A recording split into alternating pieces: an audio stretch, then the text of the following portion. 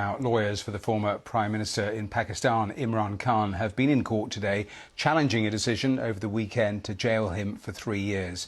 His lawyers say he's being held in deplorable conditions in jail but remains in good spirits.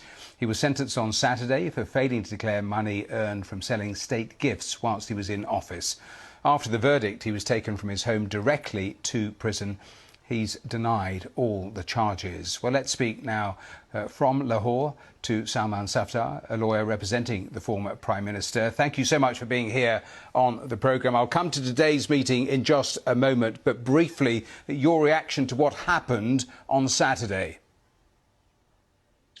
Well, it was indeed shocking, the mode and manner in which this verdict has been announced. And we would say that Imran Khan has not received a fair trial at all, and he has been condemned unheard.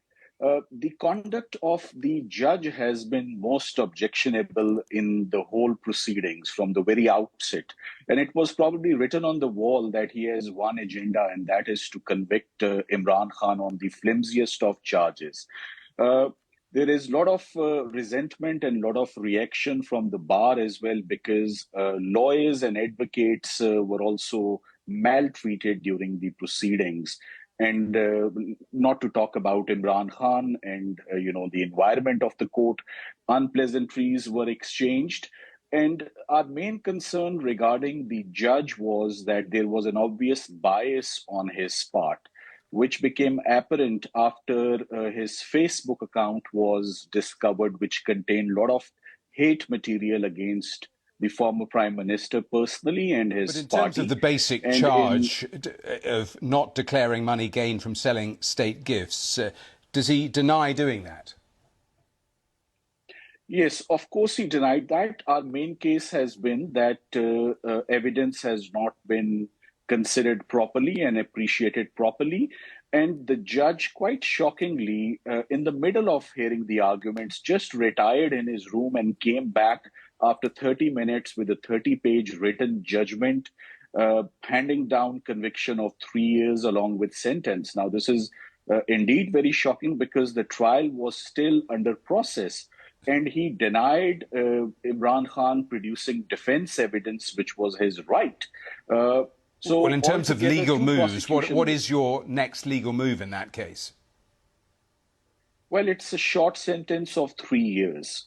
And under the normal circumstances, we would file an appeal in the High Court for suspending the sentence. Now, the difficulty is during the past 3 days, almost 2.5 days, lawyers as well were denied access, meeting Imran Khan and seeking, his signatures and authorization on the relevant documents. He has been taken away 300 kilometers away from Lahore, kept in Attak jail in the most inhumane conditions, with denial of access to his lawyers, to his family. And today, but members of your team have met him today, haven't they? Yes, finally, this happened today at 4 o'clock.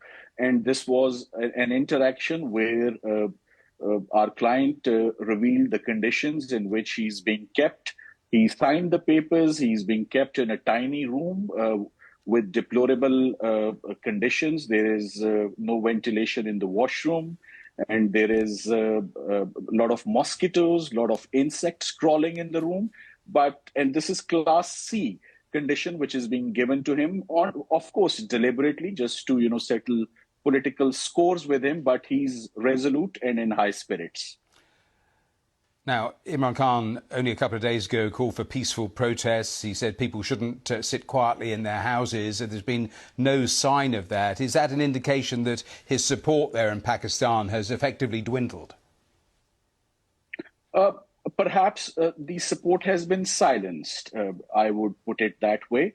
He's still one of the most popular leaders in Pakistan, with 80% of the masses supporting him.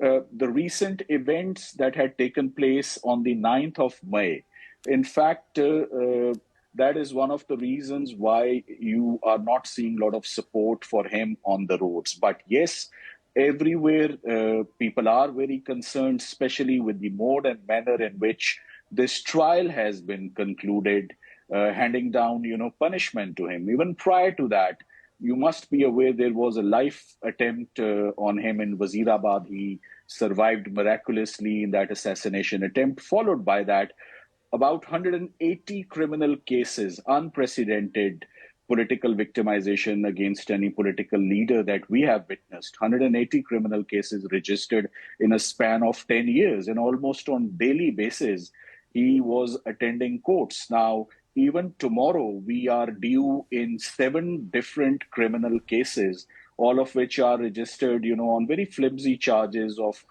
terrorism and the thing is, military people. establishments, though, were attacked, and that is what the authorities say they were clamping down on, and that's in terms of their justification for all of those arrests. But a final question about the elections that we are supposed to see in Pakistan. Is there any way, do you think, that the PTI, his party, can actually effectively take part in those elections now, because quite a few of the leaders surrounding Imran Khan are either in hiding or have simply left the party?